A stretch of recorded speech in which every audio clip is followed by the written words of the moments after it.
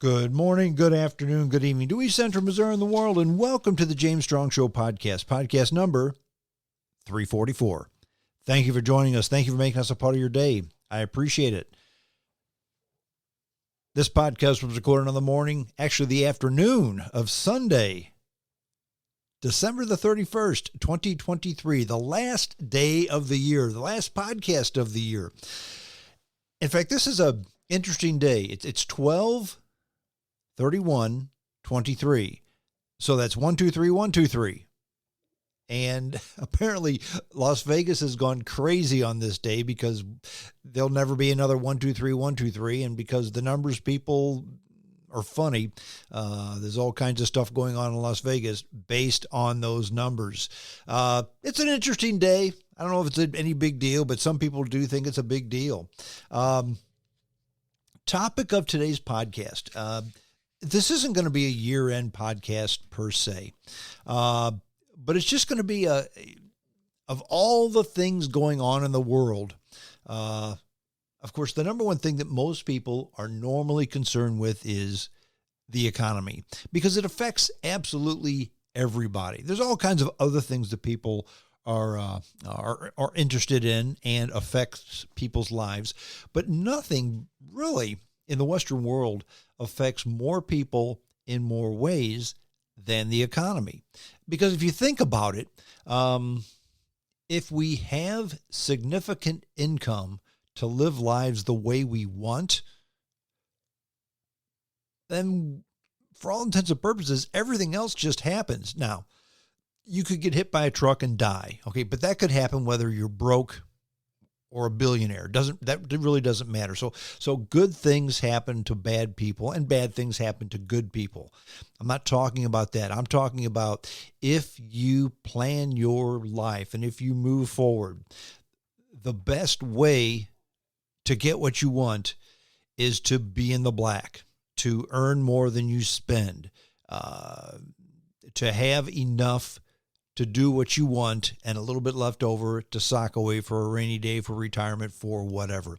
So the economy is always kind of on the forefront of everything that makes the Western world go around.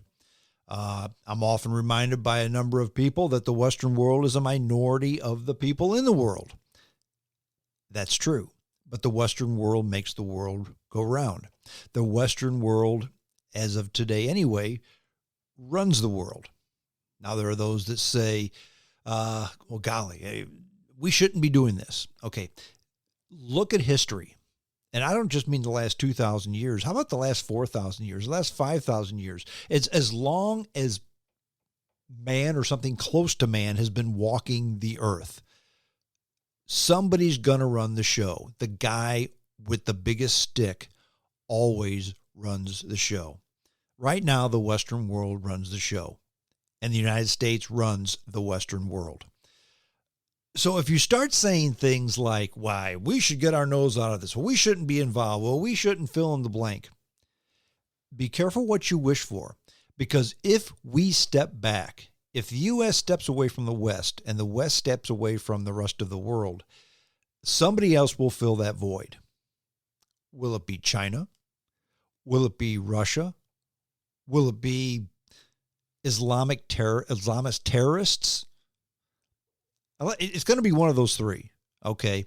So answer the question. Would one of those three, any of those three, be better or worse than what we have now? The answer to anybody with a teaspoonful of brains is yes, it would definitely be worse. So before we say the United States and the West needs to get their nose out of the world's business, be careful what you wish for. And that's the topic, in a roundabout way, of today's essay. It's the economy, of course, but what is the number one thing that risks the economy? It's not going to green energy. It's not interest rates. It's not having enough people to run the factories because of nobody's having any kids and the populations are shrinking in the Western world. It's none of that. All that's important, but it's none of that. The number one thing that will affect the economy in 2024, in my very humble opinion, is war.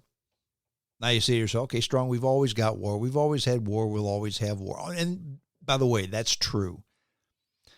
You're a Pollyanna if you think that we're not going to have war. When the Cold War ended, and I use ended in air quotes, when the Cold War ended, we're supposed to have this this big influx of money. Well, first of all, the Cold War ended, but then it started again. And we went from one problem to another. We're always going to have problems. There's never going to be a true peace dividend because we're never going to have peace. The only time we're going to have peace is when somebody says, you know what? You need to run the world, and we're okay with that. When has that happened in history? Never. When will that happen in history? Never. So forget about doing that. That's going to happen right after some Major League Baseball team goes 162-0. Is it possible? Yeah, I guess so, but it's never going to happen, okay? So the topic of today's podcast is war drives economies. And we, folks, have a lot of wars going on right now. And it's just not the ones you think of. When you think of wars, you think of two right now. You think of the war in Ukraine. And you think of the war in the Middle East, Israel and Gaza, and Hezbollah and Hamas and fill in the blank. But friends, there are so many wars going on and so many wars getting ready to pop that I really wonder if we have, and when I say we, I mean the West, if we have enough troops, munitions, and power to get involved with all of these. And how many are we involved in? Well, we're going to talk about some of those. And there's some of them you probably thought to yourself, wow, I had no idea we were involved in this war. Years ago, when I was in radio, I did my show from, from 11 to 1. And then from 1 to 2, Mike Pate, the late, great Mike Pate, did the Sit Rep show. And I would help produce that sometimes. Sometimes I'd sit in. Sometimes I'd just run the board. Sometimes I'd run the phone. Sometimes I'd just produce it. Sometimes I'd just be along for the ride. But I was there most of the time. And Mike Pate and I had a conversation. He was a retired colonel in the Army. And he had mentioned that he was in some conflict somewhere in Western Africa. I said, we never fought a war in fill in the blank country. And he laughed. And he said, you have no idea where we're fighting wars every day. And he was right. He was 100% right. We're fighting wars in more places than you and I know. And then we're going to talk about a few of those in the podcast today. Some you may have known, some you didn't know. Some we've been there for a long time. Some were there with a big footprint. Some were there with not so much of a footprint. The first example I'd like to use is one I mentioned a couple weeks ago. And it's not become a big deal yet, but it's right in our own backyard. It's not halfway across the world. It's in South America. And that's Venezuela wanting to take over 2/3, 3/4, 3/5, fill in the blank, no matter, depending on who you talk to. They want to take over the country of Guyana, which is right next door to them. They never had any interest in Guyana because Guyana was a former British colony. They're still a member of the Commonwealth. And they're a very poor country, okay? It used to be called British Guyana back in the colonial days. It's now Guyana, and they were a very poor country. But guess what? They found a bunch of oil. And now Venezuela says, oh, this area where you found the oil, that's really Venezuela. So we'll take it back now. So you have a country that's very poor, but now has almost become, Exxon is there in a big way, okay? And prosperity is coming to that country. Venezuela can't feed its people, but they're ready to go to war and take 2/3, 3/4, 3/5, whoever you listen to, all the numbers, all there. They want to take that land from Guyana. They held an election, according to Maduro, the dictator in Venezuela. 95% of the population of Venezuela voted for this. The people there people that were there to monitor the election are laughing at this. not so much at the numbers, but at the turnout. I think there's over 10 million people voted in this election. The observers went to some poll headquarters, and nobody showed up. Zero people came to vote. So nobody cares. Okay. So Maduro's just lying about the numbers, lying about the support, but it doesn't matter. Maduro has a big army. And if he decides to invade Guyana, there's not a whole lot Guyana can do about it. However, declaring the visit of a British warship to Guyana is an intolerable threat. That's according to Venezuelan President Nicolas Maduro. He said that on Thursday, and he launched an impromptu military exercise in waters close to Guyana, aiming to show sea and air power amid a border dispute between the two countries. Now, while providing few details about the extent and duration of the exercise, the Venezuelan military said that its initial phase included the participation of about a dozen war vessels, including gunboats and supply ships, and twice as many planes, including fighter jets in the War of Paria, west of Trinidad, and in front of the Orinoco Delta, and that's west of Guyana. An announcement was made on national television to let them know that. Now, the HMS Trent is scheduled to visit Guyana later this week and to participate in joint exercises with the Caribbean nations. The patrol vessel is normally based in Gibraltar and is mainly used to combat piracy and drug trafficking. So the Brits are involved in this too, okay, because it's a member of the Commonwealth, okay. Now, Brazil has already said this isn't going to happen. Other Latin American nations have said this isn't going to happen. Even Cuba said, don't do this. The United States has said, we're not going to allow this. And by the way, there's the Monroe Doctrine that lets the United States legally get involved in wars like this. So legally, Biden could send troops to Guyana to fight Venezuela under the Monroe Doctrine. It's law. Okay, was it part of a treaty or a law? I'm not sure, but either way, they could do it. And by the way, do you remember the last time the Brits got involved in a Latin American scuffle? It was in the Falkland Islands, and basically, the British Navy. I mean, are they what they used to be? No, but against a country like Venezuela, they would make short work of Venezuela. They made short work of Argentina, okay, in the Falklands conflict. So Venezuela is still saying, you know what, we're kind of going to take this land. And they're starting to back off just a little bit. They're saying, you know what, we need to come to a peaceful negotiation on this.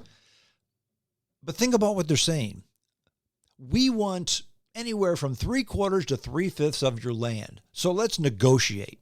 Okay, we won 3/4, we'll take 3/5. That's fair, right? Well, Guyana says, no, this is our land. You're getting none of it. So what is there to negotiate? It's kind of like when Israel negotiates with Hamas or Hezbollah. Hezbollah says, we want to kill every Jew in the Middle East and drive you from the river to the sea, from the Jordan to the Mediterranean. So we want to kill you all. How do you negotiate with that? Only kill half of us? Only kill a third of us? You can't negotiate with that. If Maduro wants to take Guyana, you can't negotiate. Okay, just give me some of it. No, it's not going to work that way. Either Maduro is going to back off or there's going to be big time problems. Our boats are real close, and the Royal Navy boats are already there. Keep an eye out for that because that's a place in the world that's a very big deal, okay? Fast forward to the Persian Gulf. The United States Navy just sunk yesterday 3 Houthi boats that were attacking merchant ships in the Red Sea. I said the Persian Gulf. I meant the Red Sea.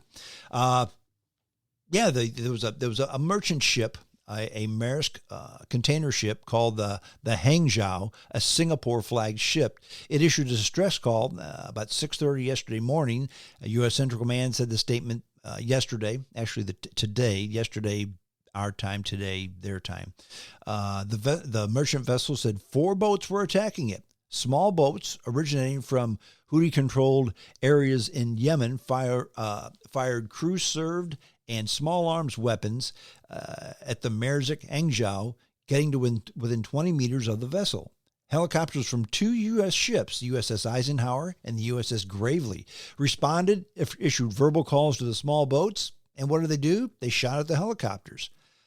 3 boats were destroyed. All aboard were killed. The other boat fled and left the area.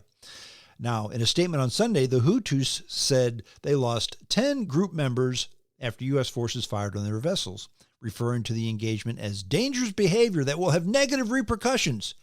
Well, think about what they did. They were attacking a Western flag vessel, and they were unsuccessful, and they were killed. And they won't tolerate this type of behavior. Again, how do you respond to this? We were trying to destroy a vessel, and U.S. warships or U.S. warcraft wouldn't let them do it. So it's our fault. You can't deal with those people, okay? But the Houthis said that they would continue operating in the Red Sea. The American enemy bears the consequences of this crime and its repercussions. Okay, again, this is a terrorist organization running out of Yemen. Are they affiliated with Al-Qaeda? I don't know. But they're revolutionaries who basically are waging war with Saudi Arabia. Yemen is a small strip of next to nothing just south of Saudi Arabia. And when you have an area in an important part of the world like that where nobody has anything, you get revolution, okay? Now, the U.S. does not seek to escalate conflict. That's according to National Security spokesman John Kirby. However, he said, we don't seek a conflict in the wider region, and we're not looking for a conflict with the Houthis, Kirby told ABC News' Whit Johnson today. But the best outcome here would be for the Houthis to stop these attacks, as we've made clear over and over again. So again, you want the war to stop? Stop shooting at innocent shipping vessels. But they're not going to do that. They're just not. Okay. So there's a war that we're involved in. Now, here's a question that I have, and I've never understood this because you've always had pirates on the seas. You had them in Somalia. Now you have them in the Red Sea, the Gulf of Eden, right off of Yemen. It's Yemen on one side, Djibouti on the other. Eritrea is right next to Djibouti. Somalia is right there as well. But I've always wondered, this is I think Merzik is a Dutch company, I want to say, and it's a Singapore flag vessel called the Hangzhou, which is a Chinese city. But the Netherlands, Singapore, or China are not the ones coming to the rescue. It's the United States. That's kind of just what we do. Is it right? Is it wrong? Don't know, but it's kind of what we do. I've always been a big proponent of saying, look, if these vessels want to protect themselves, then pay to have soldiers on their boats. Well, they don't want to do that because, we don't want to do that because then we're going to have conflict and that. You got to arm yourself. You've got to arm yourself, okay? Or you just call for the U.S. to come and bail you out. But again, I'm not here to say we should be doing this or we shouldn't be doing this. The fact is that we are doing this. And again, it's because the world looks to the U.S. for guidance, okay? I mean, Singapore is not a poor country. Holland is not a poor country. China is a developing country, second world, okay? None of these countries are doing anything about this. And it's in a part of the world that doesn't involve the U.S. The Red Sea, the Gulf of Aden, okay? And the Horn of Africa. But we're the ones that they look to. Because again, if they don't look to us, if we're not going to do something, somebody else will. Either you have Islamic terrorists who will let this go untouched, or the Russians or the Chinese, okay? One of the two, or one of those three, take charge if we don't. That's just how things go. Staying in that part of the world, Dateline, Nairobi, Kenya. You think to yourself, Nairobi, Kenya? What are we doing there? You have no idea, friends, and that's why I'm going to let you know. A U.S. drone strike in Somalia killed the alleged mastermind behind a 2020 attack that left 3 Americans dead at a Kenyan airbase, Somali and U.S. officials said on Friday. Now, the airstrike killed Malam Ayam. He's a leader of the Al-Shabaab unit operating in Kenya and Somalia. That's according to a U.S. defense official. The killing of terrorist Malim Ayam highlights the Somali government's resolve to punish those responsible for the merciless acts of violence against our people. That's according to Somali Information Minister Daud Awis. He wrote on social media platform X. And I'm not going to say it's formerly known as Twitter. It's just X. We know that now. The U.S. considers al-Shabaab to be al-Qaeda's largest and most their largest affiliate worldwide, and it has ruthlessly controlled swaths of Somalia, which overlooks strategic sea lanes off the tip of West Africa. Now, American commandos and other troops have been conducting a 16-year low-visibility campaign against the Islamic extremist groups in Somalia. I'm going to read that again. American commandos and other troops have been conducting a 16-year low-visibility campaign against the Islamic extremist groups in Somalia. So we've been there for 16 years. Friends, we weren't in Vietnam for 16 years, okay? That is telling. There's some of you saying, well, I had no idea we were there. Yeah, we've been there for a long time, okay? Now, Ayam planned the September 5th, 2020 assault on Kenya's Manda Bay airfield, which left 1 American soldier and 2 contractors dead. That's according to the U.S. State Department. 3 other Americans were also wounded. Now, the State Department said al-Shabaab was responsible for thousands of deaths, including U.S. citizens. The terrorist group continues to plot, plan, and conspire to commit terrorist acts against the United States, U.S. interests, and foreign partners. That's according to the State Department. Now, earlier this year, the State Department announced a $10 million reward for information leading to the arrest of Ayam. I guess they can put that money in the pocket now because they're dead. He's dead. Now, the U.S. and Kenyan forces used the Manda Air Base 60 miles from the Somali border to support counterterrorism operations against al-Shabaab. The U.S. has several hundred troops stationed in Somalia, training local commandos and coordinating strikes by drones flown out of the base in neighboring Djibouti. Now, what is Djibouti? No, it's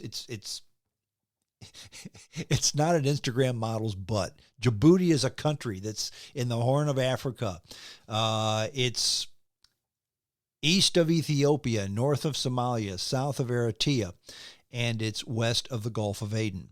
Tiny country, and it exists because they let the United States have air and sea bases there, okay, to put it bluntly. Now, the Somali government and clans militias have launched a major offensive against al-Shabaab this year, and in bloody battles pushed the militants out of scores of towns and villages in central Somalia. Now, the group remains entrenched in the southern part of the country, including Jalib, where Sunday's airstrike took place. This is another step to defeat the terrorist group that undermines Somalia's peace and development. That's according to U.S. Africa Command in a release today, announcing the airstrike. Now, Africa Command at the time said it had killed 1 al-Shabaab militant, but didn't identify him. Now we go to Kenya. Kenya has also sent troops to fight al-Shabaab in Somalia, and al-Shabaab has conducted bloody attacks on civilians in Kenya. In fact, in 2013, al-Shabaab militants killed 67 people in the Westgate shopping mall in Nairobi.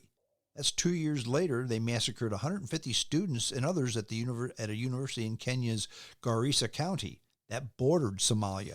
So there's big-time troubles by Islamic terrorists in the Horn of Africa and even spilling over into Kenya, which is a relatively peaceful, relatively prosperous part of East Africa, arguably the most prosperous and peaceful country in East Africa, okay? but they're still having problems there, and they rely on U.S. troops. And we've been there for 16 years in Somalia and Kenya. Pardon me. But yeah, I mean, we're in places that we don't even know. Another story.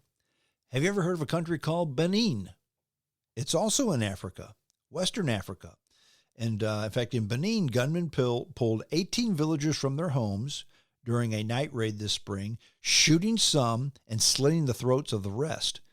They wedged hand grenades under the bodies, laying a trap for those who would discover the grisly scene. Now, 2 more villagers were later killed when they tried to move the corpses and triggered the hand grenades. By then, the attackers were hiding in nearby Penjari National Park. And what is that? It's a refuge for thousands of elephants, herds of antelope, and the last few West African cheetahs, and increasingly Islamic terrorists. So they're hiding in the national parks, okay? Now, Penjari and 2 adjacent national parks comprise West Africa's largest surviving protective wilderness. It's 4.2 million acres spread across remote areas of Benin, Niger, and Burkina Faso. The expanse of emerald green savanna, jagged cliffs, and stands of ancient baobab trees has also become the latest battlefield pitting the U.S. and its allies against al-Qaeda and Islamist State fighters. Now, militants carried out 71 kidnappings, killings, and other attacks in Benin in the first half of the year, compared with 5 in 2021. That's according to the Armed Conflict Location and Event Data Project, which is a U.S.-based nonprofit monitoring service, and the Pentagon's Africa Center for Strategic Studies. Most of the violence took place inside the parks or just outside the parks. Now, Washington is increasingly worried about the Islamic insurgency that has engulfed Mali, Burkina Faso, and Niger. It'll determine if Benin and other relatively prosperous pro-Western states along the Gulf of Guinea, how they're going to get involved. Now, U.S. Special Forces are stationed in Benin to gather intelligence and advise the local military on counterinsurgency operations. So there we are. We've got troops in Benin. Okay? U.S. concerns are geopolitical, of course. The prospect of weakened Western influence, growing militant strength, and Russian inroads, as well as environmental issues, because, of course, you got to protect the animals. Now, if the wilderness areas are lost to militants, then we can forget conservation in West Africa, said Hughes Akpona. Now, he's an operations manager for the Johannesburg-based African Parks, a nonprofit that runs the Penjari and W National Parks in the country of Benin. African Parks' 300 rangers are trying to protect wildlife while dodging roadside bombs. They carry assault rifles and machine guns to defend against poachers, but they aren't trained or equipped to fight Islamic insurgents. They're park rangers, okay? Now, the rangers withdrew from the area bordering Burkina Faso and Niger after 7 park rangers were killed by explosive booby traps. Benin has since closed the parks to visitors. So not only are they killing people, but they're risking killing the last of the wildlife in Western Africa. Joe Siegel, who's a research director at the Pentagon's Africa Center, described Benin as a barometer of the threat to the nations of Ghana, Togo, and Ivory Coasts on Atlantic's Gulf of Guinea. Now, in recent years, U.S. military strategy has centered on deploying special operations troops across Western Africa to train local commandos to fight extremists. The approach has failed to stop the insurgents, and it's been upended by military coups in Mali, Burkina Faso, and most recently, Benin's neighbor, Niger. Now, Niger hosts American commandos and drone bases already. Here's the problem. Federal law, U.S. law, sharply limits arms sales, training, and other security assistance to military regimes that come to power by overthrowing elected leaders. Translation: Niger was a freely elected country. We gave them arms. We helped them out a lot. They were a freely elected country. Well, they had a coup d'etat, and they threw the president out, and now the military runs it. And the U.S. law says you can't really help governments that do this. So now what do? Do we bend the law and help military dictators fight Islamic terrorists, or do we just let the Islamic terrorists take over? The thing about these countries is when they have these coups d'etats, they have a fairly strong military, but they have a strong military because they've got a group of guys who have guns against citizens who don't have guns. So it's if the citizens outnumber the military 1,000 to 1, but they don't have guns, it doesn't matter. And that's how these people take over. They're the only ones with guns, okay? But then when they fight against the Islamic terrorists who also have guns, they're not the big man on campus anymore. They need our help. But we can't help them if it's a government that's overthrown a free government. Okay, see what I'm saying? So that's where therein lies the rub. The French, Niger used to be a French colony, and they're not a commonwealth like the English countries, but they still have a strong relationship with France. France tried to go in and help out, and the people said, we don't want you. So they left, and they got their country taken over. So again, if you don't allow the West in, it's a dual-edged sword. Damned if you do, damned if you don't. If you don't allow the West in to help you,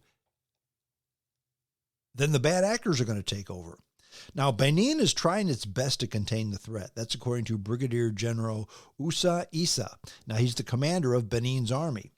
No troop has claimed responsibility for the village massacre back in May, but Benin soldiers hunted the militants for a week and killed 6 of them in Penjari. That's the national park.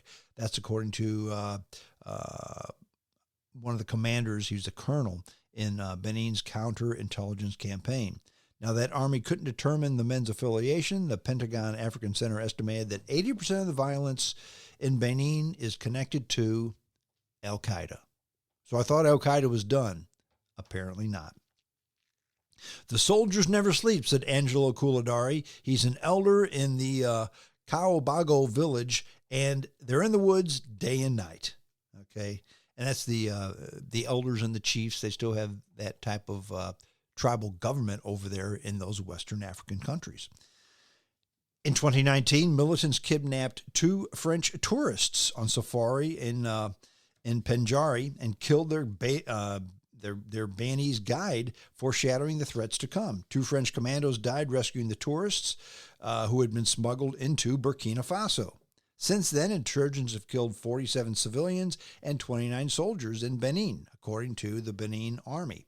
Now, that pales in comparison with the 27,000 people killed by militants or during combat in Burkina Faso, Mali, and Niger since 2017. So since 2017, 27,000 people have been killed by militants or during combat in Burkina Faso, Mali, and Niger in the past 6 years. 27,000, that's huge. There's a growing fear, however, that the sporadic Al-Qaeda and Islamic State attacks in Benin will grow into a full-grown battle for control of territory. We're always here in Niger. There's no peace because of the Hajjad, the jihad. That's according to Wakas Galari, who fishes for tilapia in a river edging by W National Park. In Burkina Faso, it's the same thing. In Nigeria, it's the same thing. We're frightened. If it can happen to them, it can happen to us. Now think about it. This isn't just a guy who's trying to fish and feed his family. And when these Islamic terrorists come in with guns, there's nothing they can do. There's really nobody to protect them. Now, the first major attack in Benin took place in December 2021 when militants armed with rifles and rocket-propelled grenades raided an army position in Penjari while soldiers slept, killing 2 and wounding 9. Now, although Benin's army has served in peacekeeping missions, it's never really fought a war. We weren't prepared to fight terrorism, said Colonel Gomia. The first attack just shocked us. So there you go. These people have an army, but they're an army that isn't prepared to fight. So they really don't have an army. It's more like a social club. So who comes in and does the heavy lifting? The United States. And to some respects, France, because they helped a lot in Niger. But the bottom line is Al-Qaeda, Islamic State are in these places trying to take over. That's in Western Africa. That's in Eastern Africa. In Central Africa, it's other terrorist organizations that are funded by the Russians and by the Wagner Group. Yeah, they're still around. The head of the Wagner Group is gone, but there is still a Wagner Group. They're a bunch of mercenaries who try to take over countries. And this is nothing new because there have been people trying to take over countries forever. In fact, Aaron Burr, he was an early politician in the United States. In fact, I guess his claim to fame is he was the one that killed Alexander Hamilton in a duel. The duels were illegal and he had to flee the country. Well, Aaron Burr got together with a bunch of people and basically tried to take over Nicaragua. And he was going to become king of Nicaragua, and that was going to be his country. So people have tried to do this for a long, long time, and it's nothing new. Idi Amin took over, what was the name of the country that Idi Amin took over? Entebbe was the capital. Shoot, I can't, the name escapes me. But you know what I'm talking about.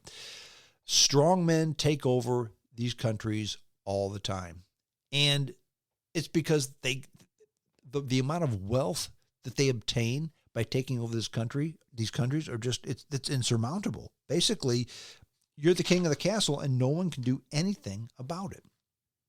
So getting back to the reason that the number one threat that we have to our economy, with the economy being the number one driver for happiness in the Western world, is war. I've just told you about a few places that are starting to take off. And we still have Ukraine. We still have the Middle East. There's all kinds of places throughout the world. Now, I'm going to wrap up with a silver lining to this dark cloud. My reasoning was not to say, oh my gosh, things are done. The New York Times says God is dead and the war has begun. No, it's not that at all. I'm going to read an excerpt from a book that I'm reading, okay? And I'm going to quote and then tell you after the quote who said this. Quote, "The disastrous results of the presidential election throws a gloom over political affairs for the country, which is deeper and darker than it's ever been before. The fate of our currency is sealed, and the judiciary is in imminent danger. Offices cease to be honest, and vicious principle everywhere is triumphant." Now, that sounds like something out of the headlines of today, right? You know who said that? A guy named Charles Francis Adams, who was the son of John Quincy Adams. And he said this after the elections of 1832, where Andrew Jackson beat his father, John Quincy Adams, to become the 7th president of the United States, the only president who wasn't born in Virginia or Massachusetts, the only non-federalist president that we had up to date, the first Democratic Party president that we had to date. So in 1832, okay, this guy's in charge, so everything's done. Our currency is done. Our Constitution is done. We're done. That was 1832. That's almost 200 years ago, folks. And we're just fine. Could we be better? Sure. Are we the best we could be? No. Is there room for improvement? Yes. But I'll say this again, and I say this the last day of the year, 2023. Do we have reason to be pessimistic for 2024? Maybe, but we've always had reasons to be pessimistic. If we move forward, if we keep our heads screwed on straight, 2024 will be just fine, as will 2025, as will be 2026, because we've got war everywhere.